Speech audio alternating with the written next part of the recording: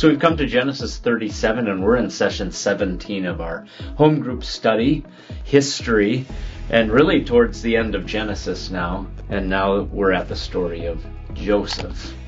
And we're introduced to him at 17 years old, the dysfunction in his family from what's going on between he and his brothers, and really the whole story of Jacob's life.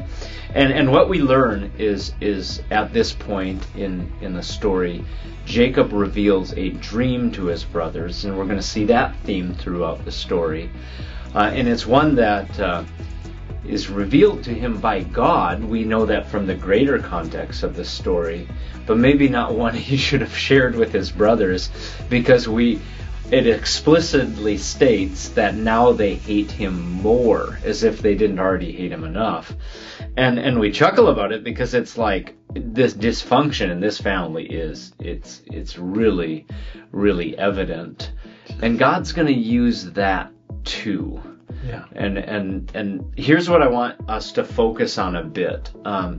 The dream that he shares with his brothers is that of a field, and there's these sheaves of wheat, which are going to play a role in the story, and they all bow down to his sheaf, or they all bow down to him, is really how we summarize it.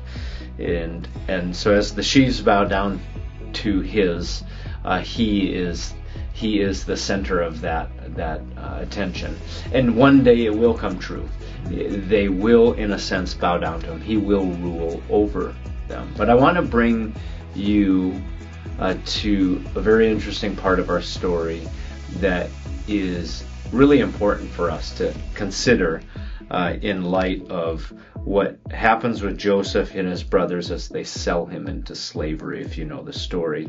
It's in Genesis 37:20, where it says, "Come now, let us kill him," kill Joseph, "and throw him into one of the pits. Then we will say that a fierce animal has devoured him, and we will see what will become of his dreams." This is a lot more than just hatred towards his brother, isn't it?